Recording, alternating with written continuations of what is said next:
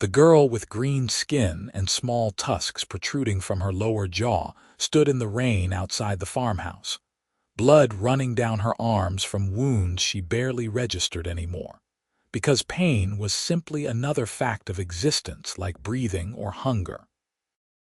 She had been 15 winters old when they first put a blade in her hand and told her that mercy was weakness, 17 when she killed her first enemy in the arena, and now at 19, she had lost count of how many had fallen to her training and her master's will. Her name was Grishka, though she had not heard it spoken with anything but contempt or command for so long that it felt like a word belonging to someone else entirely. The farmhouse door opened, and a man stood silhouetted against the warm light spilling from within. He was human, broad-shouldered but not particularly tall, with brown hair plastered to his forehead by the downpour and eyes that widened when he saw her standing there like some nightmare conjured from the storm itself. Grishka tensed, her hand moving instinctively to the knife at her belt, but her fingers fumbled and she realized with distant surprise that she was shaking from cold and exhaustion both. "Gods above," the man breathed, and then he was moving toward her with his hands raised, palms open. "You are hurt. Please, come inside before you collapse." Grishka flinched backward so violently that she nearly fell, her boots sliding in the mud. No one had said please to her in 4 years. Commands, orders, threats, mockery, but never a request spoken with that particular tone of concern. Her mind, trained to assess threats and calculate advantages, could not process this deviation from everything she knew of how humans treated orcs, especially orcs who had been property of the fighting pits. The man stopped, seeming to understand that his approach had frightened her. "My name is Samuel Norris," he said, speaking slowly and keeping his voice low and steady like one might use with a spooked horse. "This is my farm. I mean you no harm, but you are bleeding badly and the night is cold and I cannot in good conscience let you stand out here in this storm."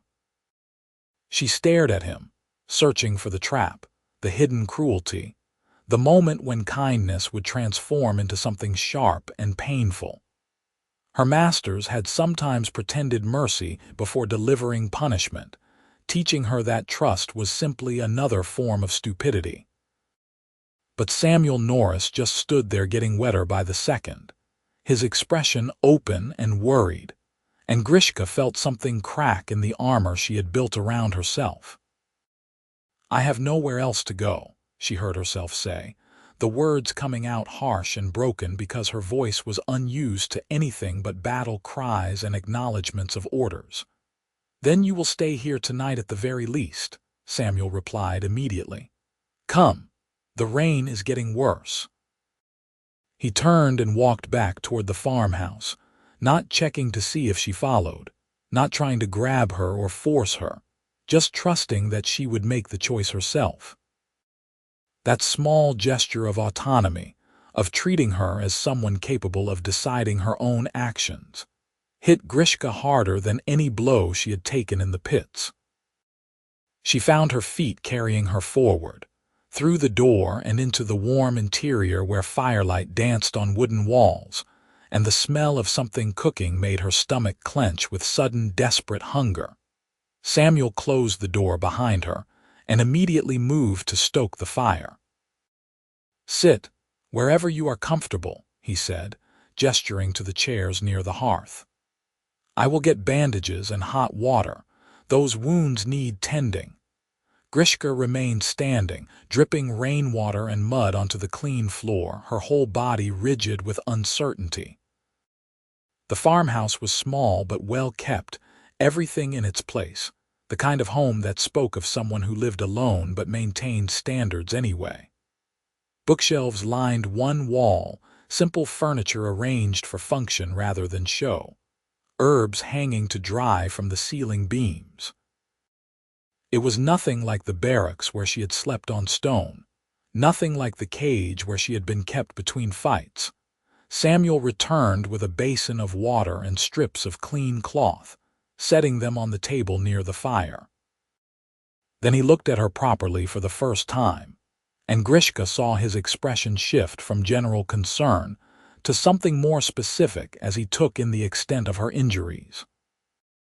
The wounds on her arms were relatively fresh, received just hours ago when she had finally fought her way free of the caravan transporting her to a new owner. But there were older scars covering much of her visible skin, the legacy of years spent as a weapon being honed through violence. "Who did this to you?" Samuel asked quietly. "Many people," Grishka answered, because it was true and because she did not know how to explain the whole sordid history of her life to this stranger who had invited her into his home. "I escaped. They will be looking for me." Samuel nodded slowly, absorbing this information. "Are they clothes? I traveled for 2 days. I do not think they tracked me through the storm." She paused, then added, "I can leave if my presence brings danger to you." "No," Samuel said firmly, "you will stay. But first we must address these injuries before infection sets in." He moved toward her with the basin and cloth, then stopped when she flinched again, her body reacting before her mind could override the response. "I need to clean the wounds," he explained gently. "Will you allow me to do that, or would you prefer to do it yourself?" The question surprised her. She had expected him to simply take charge, to treat her body as something he had the right to handle however he deemed necessary. That was how things worked. But he was asking permission, offering her control over what happened to her own flesh, and Grishka found herself nodding slowly. "You may," she said, the words feeling strange in her mouth. Samuel approached carefully, telegraphing his movements, giving her time to adjust to his presence in her space. When he began to clean the first wound, his touch was gentle but thorough, and Grishka had to concentrate on breathing steadily because she was not accustomed to being touched without pain following immediately after. He worked in silence for a time, wrapping bandages with practiced efficiency that spoke of someone who had tended injuries before. "I was a soldier," Samuel said, as if sensing her curiosity about his skill. "Served on the northern border for 8 years. Saw my share of wounds, dealt my share too, if I am being honest. When I left the army, I came here looking for something quieter, a place where I could work the land and try to make something grow instead of destroying things." Grishka watched his face as he spoke, noting the lines around his eyes that suggested he was perhaps 30 years old, the scar along his jaw that had long since faded to white, the deliberate care in how he handled her. "Why are you helping me?" she asked bluntly. "Humans do not help orcs." "We are monsters to you." Samuel paused in his bandaging and met her eyes directly. "I have known monsters," he said. "They come in all shapes and colors, human included, and I have known good people who were not human at all. What you are is someone who needs help, and what I am is someone who can provide it. That seems simple enough to me." It was not simple at all, Grishka thought, but she did not argue. She was too tired, too overwhelmed by the strangeness of this situation, to debate philosophy with a human farmer who apparently did not subscribe to the common prejudices of his kind. When Samuel finished with the bandages, he ladled soup from the pot hanging over the fire into a wooden bowl and handed it to her. "Eat," he urged. "You look half-starved." She was more than half-starved, having survived on scraps and whatever she could forage during her desperate flight. Grishka took the bowl with both hands and drank deeply, not bothering with the spoon, letting the hot broth fill her stomach and ease the gnawing emptiness that had been her constant companion. Samuel watched her without judgment, then filled the bowl again when she finished, and again after that, until finally the hunger receded enough that she could think of something beyond her next mouthful. "Thank you," Grishka said, the words emerging rusty and uncertain.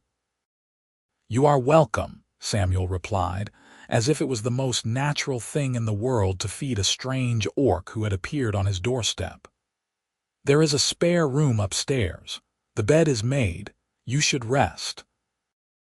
Grishka felt exhaustion pulling at her like a physical weight, but suspicion still whispered in the back of her mind.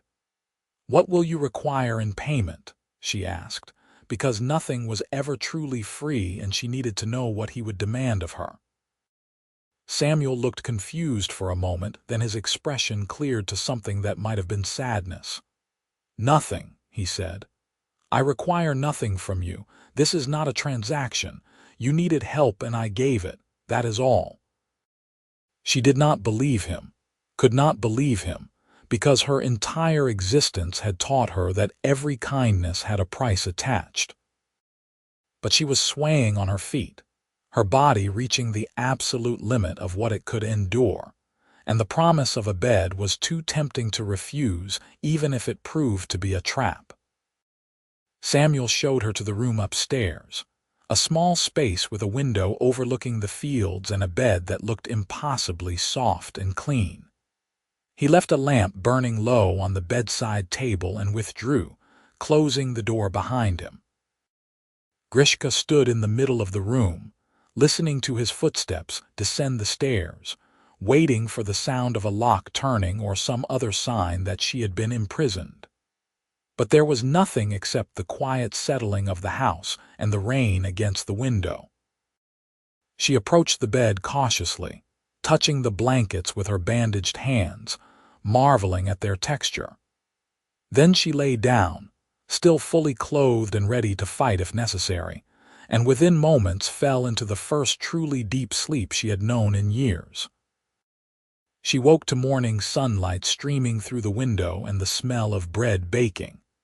For several heartbeats, Grishka lay perfectly still, trying to reconcile the softness of the mattress beneath her with her memories of stone floors and straw pallets.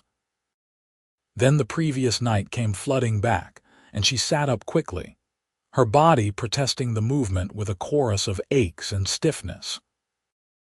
The bandages on her arms were still clean and properly tied, evidence that the encounter with Samuel Norris had been real and not some fever dream conjured by desperation.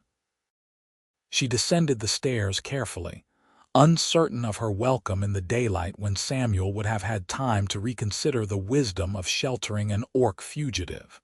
But he looked up from the stove with what appeared to be genuine pleasure when he saw her. "Good morning," Samuel said. "I hope you slept well. I have made breakfast if you are hungry." Grishka was always hungry, her body still recovering from years of calculated malnutrition, designed to keep her strong enough to fight but weak enough to control. She nodded and sat at the table when Samuel gestured to it, accepting the plate of eggs and fresh bread he placed before her. They ate in comfortable silence for a time, and Grishka found herself studying her unlikely benefactor more carefully in the morning light. Samuel Norris moved with the economical grace of someone accustomed to physical labor, his hands calloused from farm work but steady and sure in their motions. He wore simple clothing, homespun shirt and wool trousers, nothing fancy but everything clean and well-maintained. His face was kind, she decided, though there was a guardedness in his eyes that suggested he had seen things that had marked him in ways not visible on the surface. When he caught her looking, he smiled slightly but did not comment on her scrutiny. "I have work to do today," Samuel said after they had finished eating. "Fences to mend, animals to tend, the usual farm tasks. You are welcome to rest and recover or to help if you feel strong enough, but there is no obligation. You are a guest here, not a servant." The distinction seemed important to him, but Grishka barely understood it. She had never been a guest anywhere. She had been property, a tool, a weapon to be wielded and maintained but never treated as a person with autonomy. The concept of being allowed to simply exist without purpose or use felt almost frightening in its implications. "I will help," she said, because inactivity made her nervous, and because some part of her needed to prove her worth, to justify the resources being spent on her. "What would you have me do?" Samuel considered her for a moment, his gaze dropping to her bandaged arms. "The chicken coop needs cleaning," he said finally. "It is not particularly strenuous work, but it is necessary. I will show you where everything is kept." He led her outside into the crisp morning air, and Grishka took her first real look at the farm in daylight. It was a modest operation, perhaps 20 acres of cultivated land with fields lying fallow for the winter season, a sturdy barn, various outbuildings and pens for chickens and goats. Everything was neat and orderly, showing evidence of consistent care and attention. In the distance, she could see the line of forest marking the edge of cleared land, and beyond that the mountains where she had fled through the storm. Samuel showed her the tools and where the cleaned bedding should go, then left her to it while he went to work on the fences as promised. Grishka approached the task methodically, using the familiar comfort of physical labor to quiet her racing thoughts. The chickens scattered and complained at her presence, clearly unused to an orc in their domain, but they settled as she worked and eventually came to investigate her with curious pecks and soft clucking sounds. She was halfway through the job when one of the hens, braver or more foolish than her sisters, hopped up onto Grishka's shoulder and began preening at her hair. The sensation was so unexpected, so completely outside her experience, that she froze completely, unsure how to react. The chicken seemed utterly unconcerned by the fact that she was perched on a creature who had killed trained warriors with her bare hands, content to simply groom and make soft, comfortable noises. "That is Matilda," Samuel said from behind her, and Grishka started, not having heard his approach. "She is very friendly and has no sense of appropriate boundaries. I apologize if she is bothering you." "No," Grishka said quickly, surprised to find it was true. "She is fine." Samuel smiled, a real smile that reached his eyes and made him look younger. "She seems to like you." "Animals are good judges of character, I find." Grishka did not know what to say to that, so she returned to her work, Matilda still balanced on her shoulder like some strange familiar from a wizard's tale. When she finished cleaning the coop, she found other tasks to occupy herself, driven by restless energy and the need to be useful. She hauled water, chopped wood for the fire, repaired a broken fence post using strength that came easily to her orc physique. Samuel worked alongside her but did not direct or supervise, simply shared the labor as if they were equals engaged in a common enterprise. They developed a routine over the following days. Grishka would wake to find Samuel already preparing breakfast. They would eat together in companionable silence, then separate to handle different aspects of the farm work before coming together again for the midday meal and evening dinner. Samuel never pressed her with questions about her past, never demanded explanations or justifications for her presence. He simply accepted her, treating her with consistent kindness that began to wear away at her defenses, despite her best efforts to remain guarded.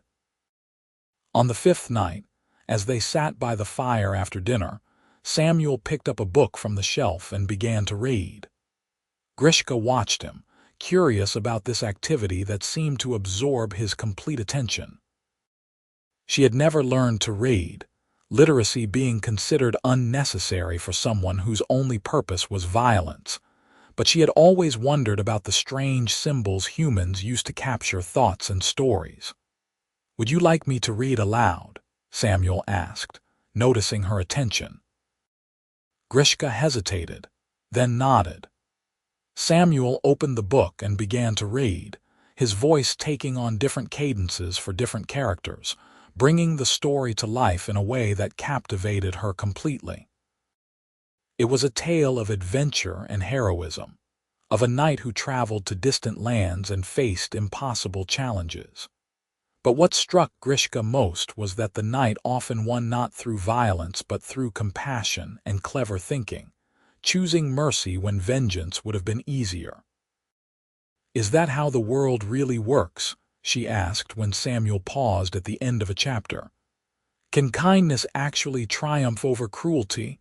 Samuel set the book aside and looked at her thoughtfully. "Sometimes," he said honestly, "not always. I have seen terrible things, done terrible things myself in the heat of battle, and I know the world can be harsh and unfair. But I have also seen small acts of goodness ripple outward to change everything. I choose to believe that matters." "You were kind to me," Grishka said slowly, working through thoughts she had never articulated before. "Even though you did not know me, even though I am orc and you are human, even though I brought danger to your door." "Why?" Samuel was quiet for a long moment, staring into the fire. "When I left the army," he said finally, "I was tired of being afraid, tired of seeing enemies everywhere, of treating every stranger as a potential threat. I decided that I would rather be hurt by trusting someone than become so closed off that I stopped seeing people as people. You arrived here in pain and desperate, and I had the means to help you. It was that simple." "It is not simple," Grishka objected. "It is dangerous. What if I had attacked you? What if I had stolen your possessions and disappeared in the night?" "Then I would have been wrong about you," Samuel replied with a small shrug. "But I was not wrong, was I? You have worked harder than I could have asked, been respectful of my home, and offered me no violence whatsoever. My instincts about you were correct." Grishka felt something tight in her chest loosen slightly. "No one has ever trusted me before," she admitted quietly. "Then perhaps it was long past time that someone did," Samuel said gently. The conversation stayed with Grishka through the night and into the following days. She began to notice small things about Samuel that she had not paid attention to before. The way he spoke to his animals with affection, the care he took with his books, the garden plot he was planning for spring with genuine excitement in his voice. He was, she realized, a person of depth and complexity, someone who had chosen peace after knowing war, who had built a life of quiet purpose in this isolated place. And she began to notice the way her own body reacted to his presence. A warmth that had nothing to do with the fire and everything to do with how he looked at her, as if she was someone worth seeing. It was a dangerous feeling, one she did not trust, because attachment meant vulnerability and vulnerability meant pain. But it grew anyway, stubborn and insistent, taking root in the parts of her that had never been allowed to want anything beyond survival. Winter deepened, and Grishka's wounds healed cleanly under Samuel's careful tending. The scars remained, as scars always did, but the acute pain faded and her strength returned in full measure. She could have left at any time, struck out on her own to find some place far from civilization, where she might live without the constant threat of recapture. But she stayed, telling herself it was practical to wait out the worst of the winter, that traveling in deep snow would be foolish, that she owed Samuel her labor in exchange for his hospitality. The truth, which she barely acknowledged even to herself, was that she did not want to leave.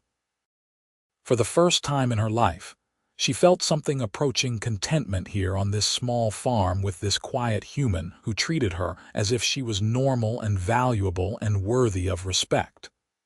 It was addictive, that feeling, and terrifying in its intensity.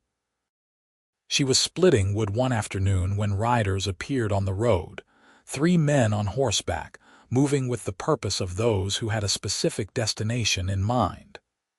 Grishka's body went cold, every instinct screaming danger. She set down the axe carefully and moved toward the house, meaning to warn Samuel and prepare for either flight or fight. But Samuel had already seen the riders and come out to meet them. wiping his hands on a cloth and arranging his face into an expression of polite welcome that did not quite reach his eyes. Grishka stayed back but within sight, ready to intervene if necessary, her hand near the knife she had kept, and Samuel had never asked her to surrender. "Good afternoon," Samuel called as the riders approached.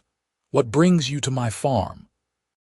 The lead rider, a hard-faced man with the look of a professional soldier or bounty hunter, pulled his horse to a stop and looked Samuel over with obvious assessment. "We are seeking a fugitive," he said bluntly. "An orc female escaped from lawful custody 2 weeks past. Have you seen any sign of her in these parts?" "I have seen no fugitives," Samuel replied, his voice calm and steady. "Just my livestock and the occasional deer coming down from the mountains for forage." The rider's gaze moved past Samuel and fixed on Grishka where she stood near the woodpile. His eyes narrowed. "That is an orc," he observed. "That is Grishka," Samuel corrected. "She is my farmhand and has been working here through the winter. I assure you she has been in my employ for several months now and has caused no trouble whatsoever." Grishka kept her face carefully neutral, impressed despite herself by Samuel's quick thinking and the utter conviction in his voice, as if the lie was simple truth. The rider studied them both, clearly suspicious but lacking evidence to contradict Samuel's claim. "You employ an orc?" he asked, skepticism clear in his tone. "I do," Samuel confirmed. "Good workers are hard to find this far from town, and I have found her to be reliable and strong. Is that a problem?"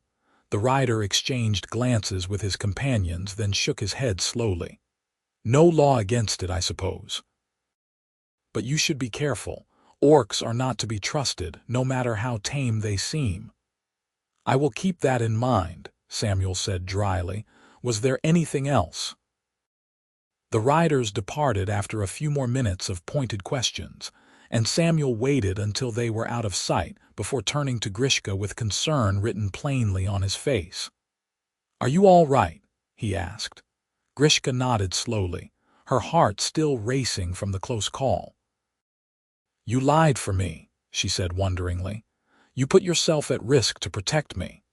"Of course I did," Samuel replied, as if it was the most obvious thing in the world. "I was not about to hand you over to men who would drag you back to whatever hell you escaped from. Though I think we should be more careful going forward. They might return with legal authority to search the property, and we need to be prepared for that possibility." "I should leave," Grishka said, even though the words hurt to speak. "I am bringing danger to you just as I feared. It is not right for you to suffer consequences for helping me." "Stop," Samuel said firmly, stepping closer and meeting her eyes with fierce intensity. "You are not leaving unless you genuinely want to go, and even then I would try to convince you otherwise. I make my own choices, Grishka, and I choose to have you here. Do you understand me?" She understood that Samuel Norris was either the bravest or most foolish human she had ever encountered, and that she was falling in love with him in a way that made her previous understanding of the word seem shallow and inadequate. She understood that this could end in nothing but pain for both of them, that the world would not permit an orc and a human to build a life together, that every force of society and prejudice would work against them. But she also understood that she would rather have this doomed happiness for a short time than spend the rest of her life wondering what might have been if she had only been brave enough to try. "I understand," she said quietly. "I will stay, if you truly want me to." "I truly do," Samuel assured her, and the warmth in his voice made her believe him. They developed a cover story after that, rehearsing it until it became second nature. Grishka was a farmhand hired from a passing merchant caravan, hardworking and reliable, employed legally and treated fairly. Samuel altered his account books to show payments to her dating back months, creating a paper trail that would support their fiction if anyone looked closely. It was not perfect, but it was better than nothing. The winter passed slowly, and Grishka found herself growing more comfortable in her own skin as the weeks wore on. She laughed at Samuel's terrible jokes, learned to read simple words with his patient instruction, discovered that she had opinions about things beyond combat tactics and survival strategies. She was becoming a person instead of a weapon, and the transformation was both exhilarating and terrifying. Samuel, for his part, seemed to appreciate her company more and more. He talked to her about his plans for the farm, asked her input on decisions, shared memories of his time in the army that he admitted he had never told anyone else. They worked side by side during the day and sat together by the fire at night, and the space between them seemed to shrink incrementally until Grishka could not remember what loneliness had felt like before she arrived at his door. Spring came tentatively, snow melting to reveal muddy earth that would soon be ready for planting. Samuel threw himself into preparations, and Grishka helped with enthusiasm born of genuine interest rather than mere duty. They planted seeds together, Samuel explaining what each crop needed and why he had chosen these particular varieties. Grishka absorbed the information eagerly, fascinated by this way of life that involved nurturing things to grow rather than destroying them. It was during this time, working side by side in the fields with dirt under her nails and sun on her face, that Grishka realized she had been smiling. Actually smiling, not in mockery or cruelty, but from simple contentment. The realization was so startling that she stopped mid-motion, one hand on the hoe and the other pressed to her mouth as if to confirm the unfamiliar position of her lips. "Are you all right?" Samuel asked, looking up from his own work with concern. "I am happy," Grishka said wonderingly. "I do not think I have ever been happy before, and I did not recognize the feeling." Samuel's face softened into an expression of such tender emotion that Grishka felt her breath catch. "I am glad," he said simply. "You deserve happiness, Grishka. You deserve peace and safety and all the good things you have been denied." "I deserve punishment," she countered, because the old lessons died hard. "I have killed people, Samuel, many people. I have done terrible things." "You survived," Samuel corrected gently. "You did what you were forced to do in order to stay alive, which is not the same as choosing violence of your own free will. The people who made you into a weapon bear the responsibility for how that weapon was used. You are not defined by your worst moments, especially when those moments were not truly yours to choose." Grishka wanted to believe him, but doubt was a heavy weight she had carried for so long that she did not know how to set it down. Samuel seemed to sense her struggle, and he crossed the distance between them, stopping just short of touching her but close enough that she could feel the warmth of his body. "I see you," he said quietly. "Not the weapon you were forced to be, but the person you actually are underneath all that pain and training. I see your kindness with the animals, your curiosity about the world, your determination to learn new things even when they are difficult. I see someone who is brave and strong and fundamentally good, and I feel privileged to know you." "You should not say such things," Grishka whispered, but she made no move to back away. "Why not if they are true?" Samuel asked. "I have spent too much of my life being cautious and measured, afraid to express what I actually felt. I do not want to do that anymore, especially not with you." He reached out slowly, giving her time to refuse, and touched her face with gentle fingers that traced the line of her jaw and brushed across her cheek.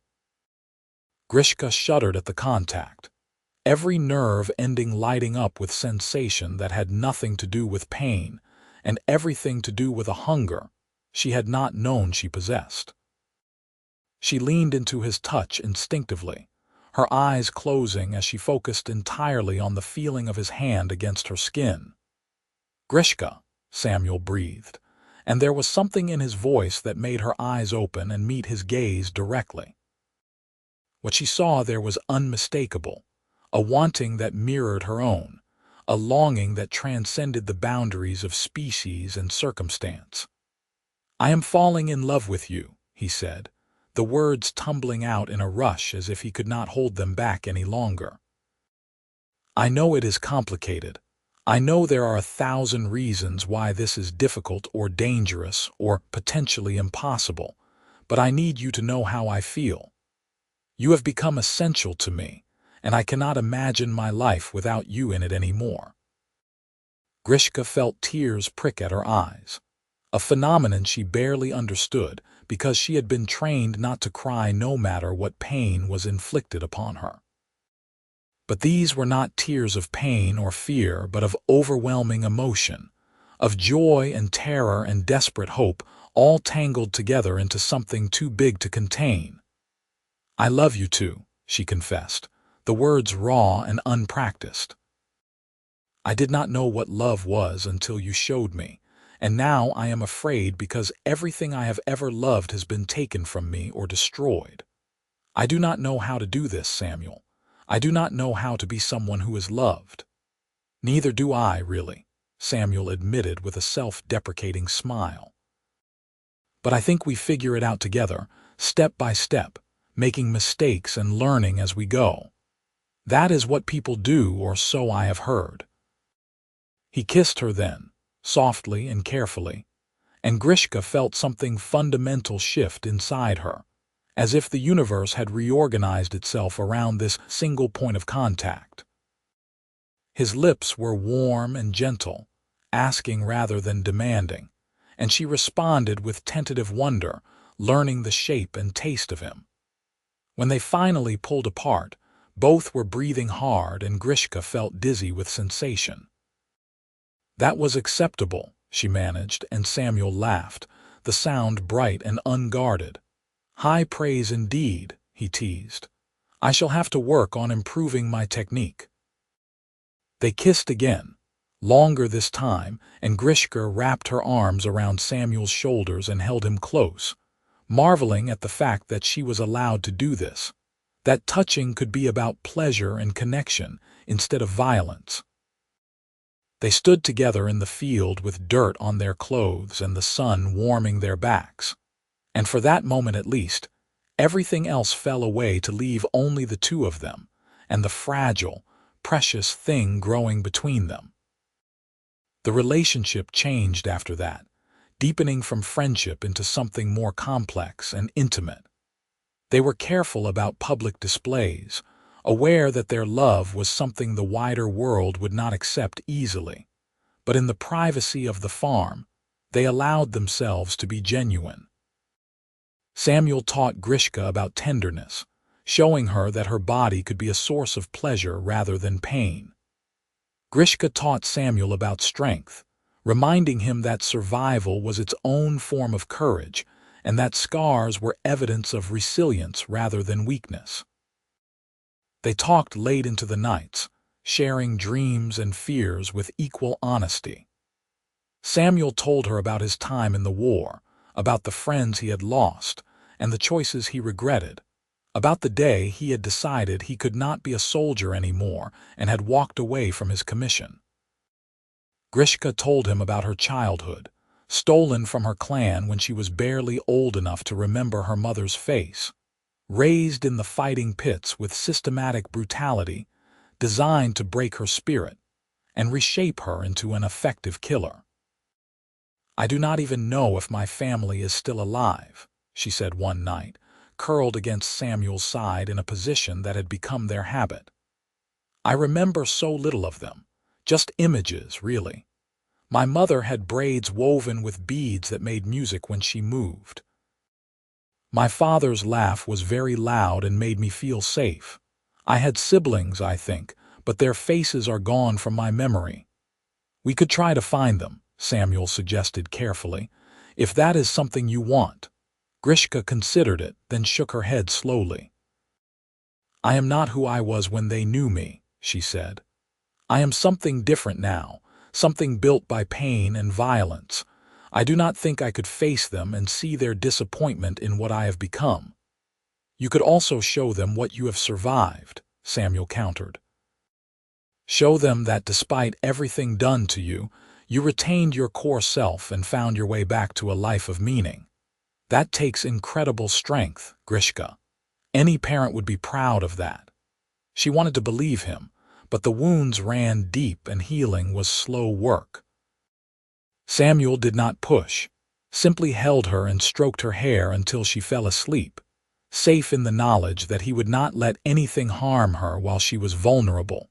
Spring progressed into early summer, and the crops grew tall in the fields. Samuel and Grishka fell into an easy partnership, their different strengths complementing each other perfectly. She handled the heavy labor with ease that would have taken him twice as long, while he managed the planning and record-keeping that required literacy and mathematical skill she was still developing. They made a good team, and the farm thrived under their combined care. But the outside world was not content to leave them in peace. Rumors began to circulate about the human farmer and his orc companion, whispers that made their way to town and back again, twisted with salacious details and ugly implications. Some claimed she was his slave, kept against her will for unsavory purposes. Others insisted he was a traitor to humanity, consorting with an enemy and therefore suspect himself. The prejudice ran deep, and no amount of evidence to the contrary seemed capable of changing minds already made up. Samuel dealt with it by ignoring the gossip and conducting his business with the same steady professionalism he had always shown. He sold his produce in the market, bought supplies from the merchants, and treated everyone with courtesy while refusing to engage with questions about his personal life. Grishka stayed on the farm during these trips, unwilling to subject herself to the stares and comments, focusing instead on the work that needed doing. But the situation came to a head on a summer afternoon when a delegation from the town arrived at the farm, led by a stern-faced magistrate and accompanied by several armed guards. Samuel met them at the gate, his expression carefully neutral, while Grishka watched from the barn where she had been working. "Samuel Norris," the magistrate intoned formally, "it has come to our attention that you are harboring an orc on your property. There have been complaints from your neighbors regarding safety concerns and the impropriety of such an arrangement. I am here to conduct an official inquiry into this matter." "I am happy to answer any questions," Samuel replied evenly, "though I should note that I have broken no laws. Grishka is my employee, hired legally and compensated fairly. She poses no threat to anyone and has been nothing but an asset to my farm." The magistrate looked skeptical. "An orc as farm labor is highly unusual, Mr. Norris. Can you provide documentation of this employment?" Samuel produced his account books, showing the fabricated entries they had created months earlier. The magistrate examined them closely, looking for any flaw that would give him grounds to confiscate Grishka, but Samuel's forgery had been thorough, and the documentation appeared legitimate. "Even if the employment is technically legal," the magistrate said after a long pause, "there is the matter of public perception. Your relationship with this orc has caused considerable distress among the community. People fear that you are setting a dangerous precedent, that other orcs might come seeking similar arrangements, that the natural order of things is being disrupted." "The natural order," Samuel repeated, his voice taking on an edge, "seems to involve a great deal of cruelty and injustice if Grishka's experience is any indication. I fail to see how treating another sentient being with basic dignity and fairness disrupts anything except the comfortable prejudices of people who prefer not to examine their own biases." The magistrate's face darkened with displeasure. "You would do well to remember your place, Mr. Norris. Your military service bought you some latitude, but that grace is not unlimited. If you insist on maintaining this inappropriate association, there will be consequences." "What sort of consequences?" Samuel asked coldly. "Will you arrest me for the crime of not hating someone? Will you confiscate my property because I refuse to subscribe to the common bigotry? Please, enlighten me as to which laws I am breaking by choosing my own employees and living my own life." The magistrate seemed momentarily at a loss, clearly unprepared for Samuel's defiance. Most people, when confronted by official disapproval, would back down and seek to appease. But Samuel had been a soldier, had faced worse things than a bureaucrat with delusions of authority, and he was not intimidated. "I will be watching you, Mr. Norris," the magistrate finally said, gathering what dignity he could. "Both of you. One step out of line, one single complaint, and I will have grounds to take action. Consider yourself warned." They departed with their guards in tow, and Samuel stood watching until they were out of sight before turning to find Grishka emerging from the barn. She looked shaken but not surprised, as if she had always known this confrontation was inevitable. "They will not stop," she said quietly. "They will look for any excuse to separate us, to punish you for your kindness to me. This will only get worse." Samuel crossed to her and took both her hands in his, holding tight despite the calluses and scars. "Then we will deal with worse when it comes," he said firmly. "I am not giving you up, Grishka. Not to satisfy their prejudice, not to make my life easier, not for any reason. You are mine and I am yours, and that is the only thing that matters." "It is not the only thing," she protested, but her voice was weak because she wanted so desperately to believe him. "Your reputation, your safety, your entire life could be destroyed because of me."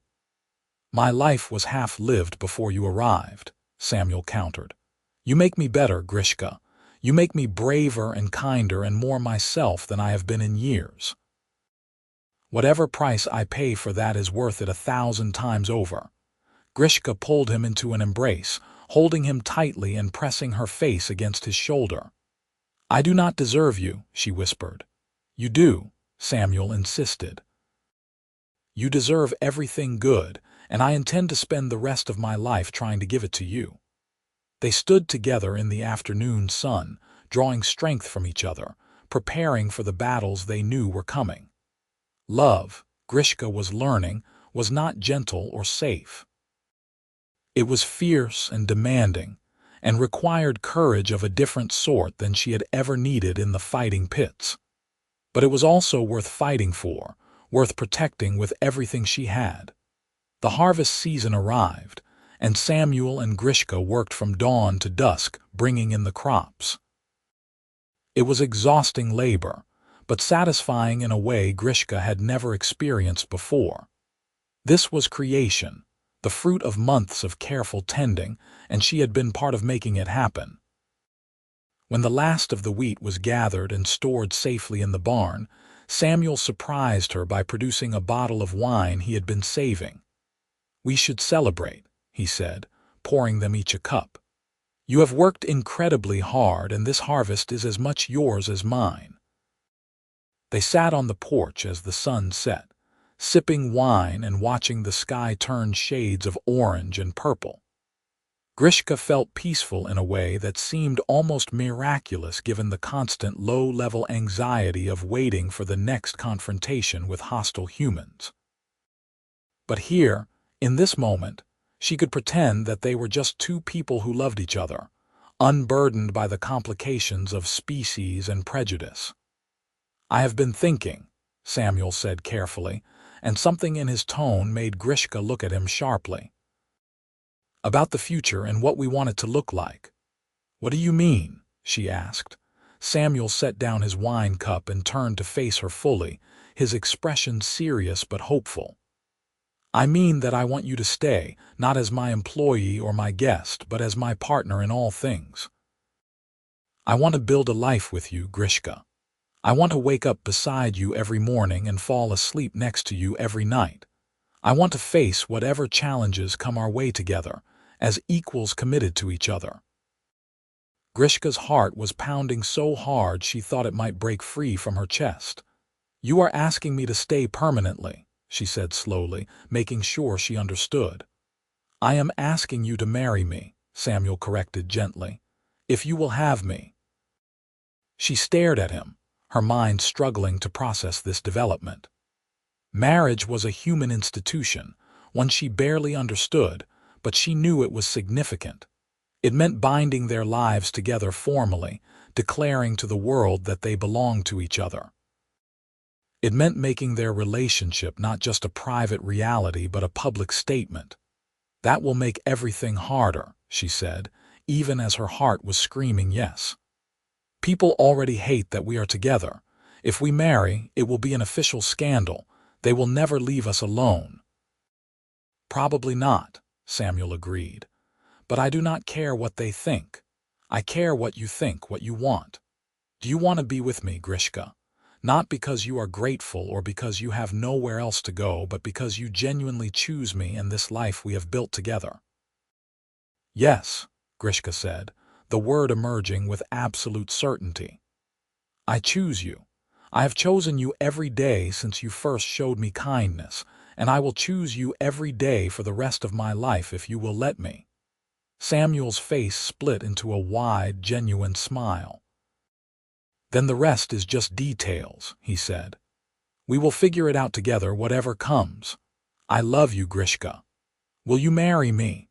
"I will," she said, and then she was kissing him, pouring all her emotion into the contact because words felt insufficient to express the magnitude of what she felt.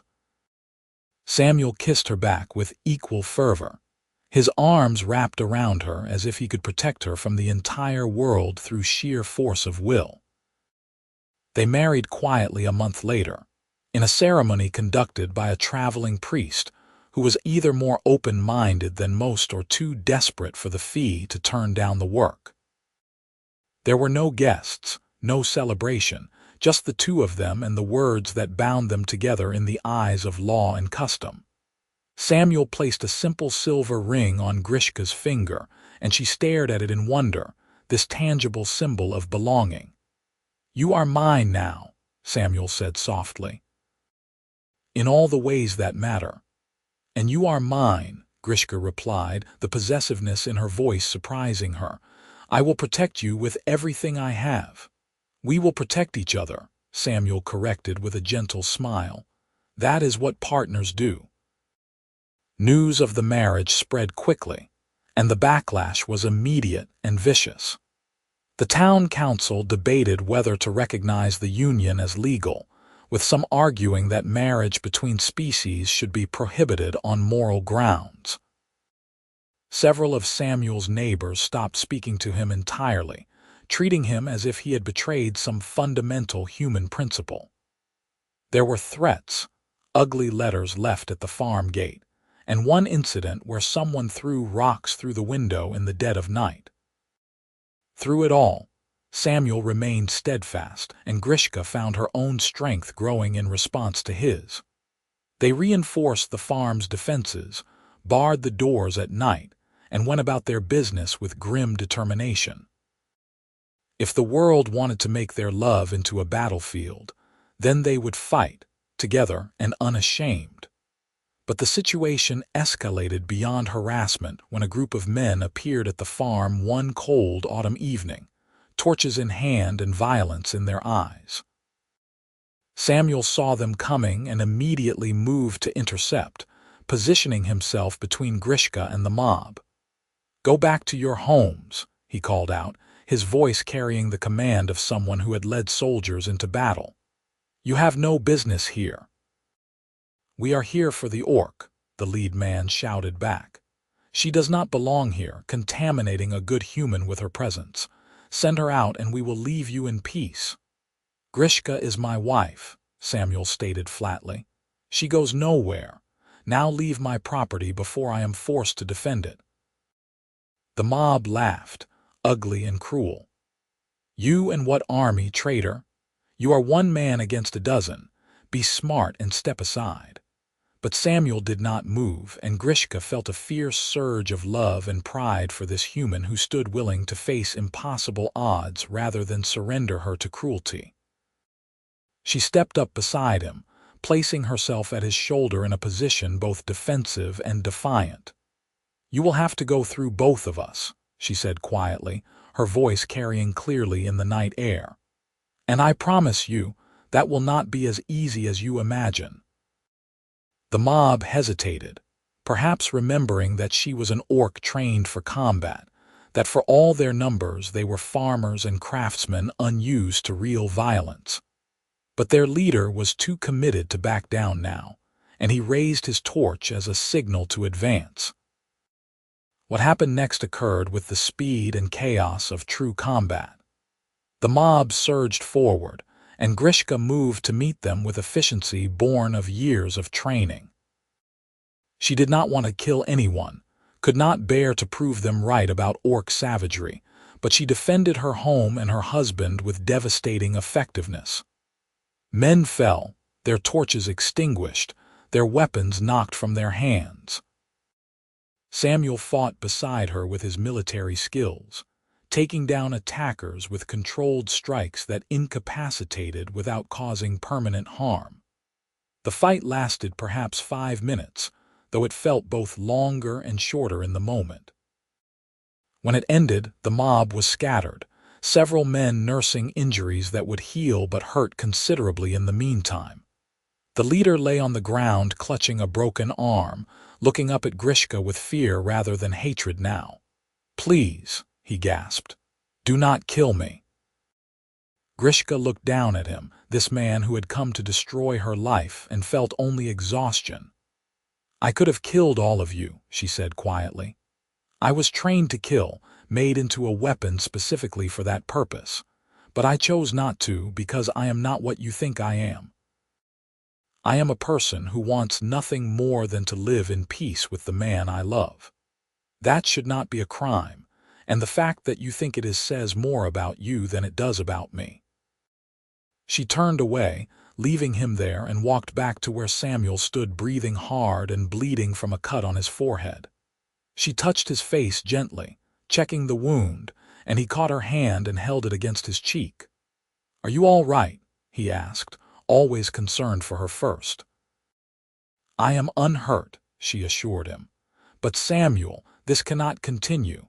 Eventually someone will be seriously injured or killed, and I cannot bear the thought of that blood being on our hands even in self-defense." Samuel pulled her close, holding her tightly. "I know," he murmured into her hair. "I know. We need to find a better solution." The solution came from an unexpected source several days later when a messenger arrived from the capital with an official document bearing the royal seal. Samuel read it with growing surprise, then handed it to Grishka with a look of cautious hope. The document was a proclamation from the crown, declaring that all sentient beings within the kingdom's borders were entitled to basic legal protections, regardless of species. It specifically mentioned orcs, elves, and other non-human peoples, granting them rights to property, employment, and marriage under the same laws that governed human citizens. The proclamation was the result of years of advocacy by progressive nobles and scholars, and it effectively legitimized everything Samuel and Grishka had been fighting for. "This changes everything," Samuel said wonderingly. "They cannot challenge our marriage now. It is recognized by royal decree." Grishka stared at the document, hardly daring to believe it. "Why would the crown do this?" she asked. "Because the world is changing," Samuel replied. "Slowly, far too slowly, but changing nonetheless. There are people in positions of power who understand that old prejudices serve no purpose except to perpetuate suffering. This is their way of pushing back against that." The proclamation did not instantly solve all their problems. Prejudice did not disappear simply because a law said it should. but it provided legal protection where before they had existed in a gray area of social disapproval without clear recourse. The men who had attacked them were arrested and charged, their actions now clearly criminal rather than merely improper. The magistrate who had threatened them was forced to acknowledge the marriage as legal and binding. Gradually, over the course of months and then years, the hostility diminished. Some neighbors never came around, maintaining their distance and their disapproval until the day they died. But others, seeing that Samuel and Grishka lived quiet, productive lives that harmed no one, began to reconsider their assumptions. The fact that the farm prospered, that Samuel was happy in a way he had never been during his solitary years, worked in their favor. Success, it seemed, could soften prejudice where arguments failed. Grishka had been living with Samuel for 3 years when she woke one morning and realized she could no longer clearly remember the details of her time in the fighting pits. The memories were still there, but they had lost their sharp edges, fading to something more like a story that had happened to someone else. She mentioned this to Samuel over breakfast, and he smiled with genuine pleasure. "That is called healing," he told her gently. "The past does not control you anymore. You have built a new life, new memories that are stronger and more meaningful than the old pain. That is everything I could have hoped for you." "For us," Grishka corrected. "I did not heal alone. You were there every step of the way, showing me that kindness was real, that love was possible, that I could be something other than a weapon." Samuel reached across the table and took her hand, the gesture so familiar now that it felt like breathing. "We saved each other," he said. "I was barely living before you arrived, just going through the motions of existence without any real purpose or joy. You gave me something to fight for, something to build toward. You made me remember what it felt like to care deeply about someone other than myself." They sat together in the morning sunlight, hands linked across the simple wooden table, and Grishka felt grateful in a way that transcended words. This was what she had been fighting for without knowing it during all those years of violence and despair. This quiet moment of connection, this sense of belonging and being valued for who she truly was rather than what she could do. This was home. The years continued to pass, bringing changes both small and large. Samuel's hair began to show threads of gray at the temples, and Grishka discovered laughter lines forming at the corners of her eyes from smiling so often. They expanded the farm, buying adjacent land from a neighbor who retired, and worked together to bring the new fields under cultivation. They adopted a stray dog who took up residence in the barn and proved invaluable for warning them of approaching visitors. And one spring, 5 years after they married, Grishka realized she was pregnant. The discovery filled her with complex emotions because she had never imagined herself as a mother, had never dared to hope that she might bring new life into the world rather than taking it away. She told Samuel in the evening when they were sitting together on the porch as had become their habit, watching the sunset paint the sky. "I am carrying a child," she said quietly, her hand resting on her still flat stomach. "Your child." Samuel went very still for a long moment, and when he looked at her, his eyes were bright with unshed tears. "Truly," he whispered. "Truly," Grishka confirmed, and then Samuel was pulling her into his arms, holding her as if she was something infinitely precious and fragile. "We are going to have a family," he said wonderingly. "A real family, built on love and choice rather than obligation or accident. Do you know how extraordinary that is?" Grishka did know, because she remembered all too clearly how her own childhood had been stolen, how she had been ripped from her family and sold into a life of violence. Her child, their child, would know nothing but safety and love. She would make certain of it with every breath in her body.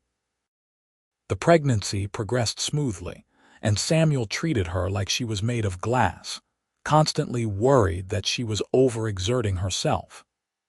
Grishka tolerated his fussing with amused patience, understanding that his concern came from love even when it was excessive. She continued working the farm as long as she was able, refusing to be treated as an invalid, but she also accepted help when her changing body made certain tasks difficult. Their daughter was born on a crisp autumn morning, delivered with the assistance of a midwife who had overcome her initial reluctance to attend an orc birth and become genuinely supportive over the months of preparation. The baby was perfect, with her father's human features softened by her mother's orcish heritage. Skin that was olive rather than green but still distinct from fully human coloring. She had small nubs where tusks would eventually grow, pointed ears, and a powerful set of lungs that announced her displeasure at being expelled from the womb. Samuel held his daughter with trembling hands, tears streaming down his face as he looked at this tiny person they had created together. "She is beautiful," he said hoarsely. "Absolutely perfect." Grishka, exhausted but elated, reached out to touch the baby's impossibly small hand. "What should we name her?" she asked. They had discussed names throughout the pregnancy but never settled on anything definitive. Samuel looked down at his daughter, considering, then smiled. "Maya," he said. "It means illusion or dream in some languages, and she feels like a dream made real. Something I never thought I would have, but am grateful for beyond measure." "Maya Norris," Grishka tested, and found she liked the sound of it. "Yes, that is who you are, little one. Our dream, our hope, our future." Maya grew quickly, as half-orc children apparently did, reaching developmental milestones faster than fully human babies. She was strong and curious, getting into everything with determination that made both her parents laugh, even as they scrambled to keep her safe from her own adventurous nature. Samuel doted on her shamelessly, and Grishka discovered reserves of patience she had not known she possessed, able to handle tantrums and tears with equanimity born of knowing that her daughter was safe and loved, and would never know the horrors her mother had survived. The wider world's reaction to Maya was mixed. Some people saw her as proof that the mixing of species was unnatural, a corruption of proper order. Others looked at her innocent face and found their prejudices difficult to maintain in the face of a child, who was clearly just a child, deserving of kindness and protection regardless of her heritage. Maya herself seemed oblivious to the complications, treating everyone she met with cheerful enthusiasm until given reason to do otherwise. When Maya was 2 years old, Samuel and Grishka received an unexpected visitor. An orc woman appeared at the farm, older and scarred from a hard life, but with eyes that went wide with shock when she saw Grishka working in the garden. "Grishka," the woman said hesitantly, her voice thick with emotion. "Is it truly you?" Grishka looked up, not recognizing the stranger at first, but something in the woman's face tugged at buried memories. "I am Grishka," she confirmed carefully. "Do I know you?" "You were just a child when they took you," the woman said, tears beginning to stream down her weathered face. "But I am your sister, Nara. I have been searching for you for 15 years. The revelation hit Grishka like a physical blow. She dropped her gardening tools and stood frozen, her mind racing to reconcile this impossible claim with her fragmented memories of childhood. "Nara," she repeated, and suddenly an image surfaced. A girl perhaps 8 years older than her, braiding Grishka's hair while singing a song in Orcish that Grishka could no longer remember the words to. "You," she breathed. "I remember you. You used to tell me stories about the ancestors, about how orcs were meant to be free and strong and proud of who they were." Nara nodded, openly weeping now. "I never stopped looking for you. After you were taken, Our parents searched until the day they died, but the slavers had covered their tracks well. I took up the search after they passed, following rumors and hints and never giving up hope that you might still be alive. And then I heard about a human farmer who had married an orc woman, and something in my heart told me I needed to come see for myself. Grishka closed the distance between them and pulled her sister into a fierce embrace, both women holding each other and crying with a mixture of grief for the lost years and joy at being reunited. Samuel emerged from the house, drawn by the commotion, and stopped short when he saw the two orcs holding each other. "Samuel," Grishka called through her tears, "this is Nara, my sister. She found me." Samuel's face transformed with understanding and pleasure. "Then you are welcome here," he said warmly. "Any family of Grishka's is family of mine. Please come inside. You must have traveled far." They spent the rest of the day catching up, Nara telling stories of their clan and what had become of them in the years since Grishka was taken. Many had died in conflicts with humans or other orc clans, but some survived and had built lives in the remote mountain regions where they could maintain their traditional ways without interference. Nara described their parents' grief, how they had never recovered from losing their youngest daughter, how they had made Nara promise to continue the search even after they were gone. "They would be so proud of you," Nara said, looking around the farm and then at Maya, who had climbed into Grishka's lap and was watching the strange new orc with wide, curious eyes. "You survived horrors that would have broken most people, and you built something beautiful anyway. A home, a family, a life of meaning and love. That takes strength beyond anything taught in a fighting pit." Grishka held her daughter closer, her other hand finding Samuel's where he sat beside her. "I had help," she said quietly. "Samuel showed me that I could be something other than what they made me. He gave me the space to heal and the love to grow into who I was always meant to be." Nara studied Samuel thoughtfully. "A human who loves an orc enough to defy his own people," she mused. "That is rare." "You are either very brave or very foolish." "Probably both," Samuel admitted with a self-deprecating smile. "But I have never regretted my choice for a single moment. Grishka is the best thing that ever happened to me, and I intend to spend the rest of my life proving myself worthy of her." "I think you already have," Nara said gently, and the approval in her voice meant more to Grishka than she could easily express. Nara stayed with them for several weeks, and during that time, she taught Grishka about their clan's history and traditions, things she had been too young to learn before being taken.